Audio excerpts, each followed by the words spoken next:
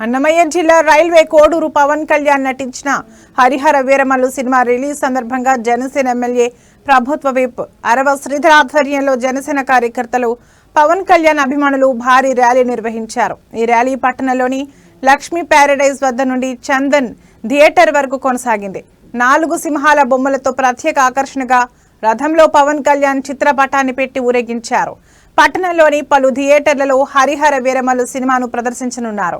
Railway Koduru నియోజకవర్గం 5 మండలాల నుంచి కార్యకర్తలు అభిమానులు రావడంతో పండుగ వాతావరణం నెలకొంది।